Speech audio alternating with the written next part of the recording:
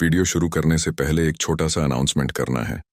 अगर आप excessive masturbation addiction से हुई प्रॉब्लम से रिकवर करने के लिए आयुर्वेदिक मेडिसिन का कोर्स लेना चाहते हैं, तो आप हमारी वेबसाइट saveyourseed.in से ऑर्डर कर सकते हैं। भाई मुझसे कल रिलैप्स हो गया, जिस वजह से आज मैं बहुत ज़्यादा डिमोटिवेटेड सा फील कर रहा हूँ। मैं अपनी नो फैप जर्नी के 67वें दिन में था। अब बहुत बुरा फील हो रहा है।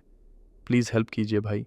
सबसे पहले मुझे एक बात बता, क्या इस दुनिया में ऐसा कोई आदमी होगा जो अपनी लाइफ में कुछ बहुत बड़ा अचीव करने का गोल लेकर चल रहा हो और वो कभी भी फेल नहीं हुआ हो? नहीं भाई, फेल होना तो लाइफ का ही एक पार्ट है। हम सभी कभी ना कभी फेल हो ही जाया करते हैं। हाँ भाई, सेम चीज जब तू नो फैप या सीमेन रिटेंशन कर रहा होता है तो वहां पर भी एप्लीकेबल होती है। अपनी अर्जेस और पीएमओ एडिक्शन से खुद को फ्री करना भी बहुत बड़ा अचीवमेंट ही है। किसी ग्रेट चीज को अचीव करने के लिए सेटबैक्स होना नॉर्मल है। जो भी लोग सीमेन रिटेंशन करते हैं वो रिलैप्स करते हैं। ये रिलैप्सेस भी प्रोसेस का ही एक पार्ट है। इवन मैंने भी स्टार्टिंग में बहुत बार रिलैप्स किया था, लेकिन समय के साथ साथ रिलैप्स करने की फ्रीक्वेंसी कम होती गई और मैं अभी ऐसी पोजीशन में हूं कि अब मैंने अपने ऊपर पूरा कंट्रोल कर लिया है। रिलैप्स होने के बाद भी तू एक लंबी प्रोग्रेस कर सकता है। अब अपना फोकस इस बारे में लगा के अगली स्ट्रीक को तू और भी लंबा कैसे कर सकता है। भाई क्या रिलैप्स कर देने से मेरी आज तक की सारी प्रोग्रेस खत्म हो गई है? रिलैप्स कर देने से ये मतलब नहीं है कि तेरी अभी तक की सारी प्रोग्रेस खत्म हो गई है। रिलैप्स के बारे में सोच सोच के खुद को गिल्टी और डिस्करेज करने की जरूरत नहीं है। इसकी जगह में अपना फोकस ये सोचने में लगा के तू कितने अच्छे से अभी तक अपनी स्ट्रीक बना रहा था और अब आगे अपनी अगली स्ट्रीक को और भी बेटर कैसे बना सकता है। बहुत बार क्या होता है कि जैसे एक बार तो रिलैप्स हो गया, लेकिन उसके पीछे एक के बाद एक बार रिलैप्सेस होने लगते हैं, जिस वजह से मास्टरबेशन करने की एक साइकिल सी बन जाती है। हाँ, ये एक ऐसी मिस्टेक है जो हम सभी करते हैं। होता क्या है कि जब एक बार रिलैप्स हो जाता है तो हमारा दिमाग हमको फिर से रिलैप्स करने को बोलता है। हमको ये लगता है कि चलो स्ट्रीक तो ब्रेक हो ही गई है, एक दो बार और मास्टरबेशन कर लिया तो क्या ही होगा, उसके बाद से मैं स्ट्रीक बनाना शुरू करूंगा। मैं ये बात क्लियर कर दूं कि एक बार रिलैप्स करने और बार बार करने में बहुत बड़ा डिफरेंस है। एक बार गलती कर दी तो तू अपने माइंड को ये समझा सकता है कि ये एक प्रोसेस का ही पार्ट है, मैं इससे इजीली रिकवरी कर लूंगा। लेकिन तू जब एक के बाद एक दो तीन बार रिलैप्स करता है तो फिर तू खुद पर से विश्वास खोने लगता है। तू फिर से अपनी वही हैबिट को दोबारा से करने लग जाता है और एज अ रिजल्ट ये तेरी करंट कंडीशन और माइंडसेट को बहुत बुरी तरह से इफेक्ट करता है। और इस माइंडसेट को तुझे किसी भी कॉस्ट में अवॉइड करना ही होगा।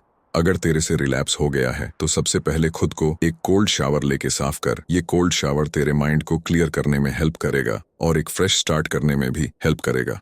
इसके बाद थोड़ी देर तक डीप ब्रीथिंग और मेडिटेशन कर। मेडिटेशन करने से तू अपनी अर्जेस में एक बार फिर से कंट्रोल गेन करेगा और फ्यूचर में रिलैप्स नहीं करेगा। इसके साथ साथ एक छोटी सी रिसर्च कर, ये आइडेंटिफाई करने के लिए कि वो कौन कौन से ट्रिगर्स थे जिनकी वजह से तूने इस बार रिलैप्स किया था। इस रिसर्च से तू फ्यूचर में रिलैप्स करके सिमिलर सिचुएशन में नहीं आएगा। और इन सब के साथ साथ कुछ प्रोडक्टिव करने की कोशिश कर, जैसे जिम जाके एक्सरसाइजेस कर, किसी किताब के कुछ चैप्टर्स को पढ़ ले या अपना कोई पुराना पेंडिंग वर्क को कंप्लीट कर ले। ये तुझे दिन भर फोकस्ड रखेगा। ये इंश्योर कर कि एंड ऑफ द डे में तू रात को बेड में एक पॉजिटिव नोट के साथ जाएगा। कभी कभी तो ये भी डर लगने लगता है कि आगे भी मेरे से रिलैप्स हो गए तो मैं सीमन रिटेंशन कैसे कर पाऊंगा। हम अपने पास्ट को और अपने फ्यूचर को चेंज नहीं कर सकते हैं। हम बस आज और अभी इस मोमेंट में ही अच्छे कर्म कर सकते हैं। फ्यूचर में भी रिलैप्स हो जाएगा सोच के अभी से ही टेंशन ले लेना सबसे बड़ी बेवकूफ़ी है, क्योंकि ये थिंकिंग तेरे कॉन्फिडेंस लेवल को और भी डाउन कर देगी। जो हुआ भूल जा और अपना फोकस सिर्फ आज में दे।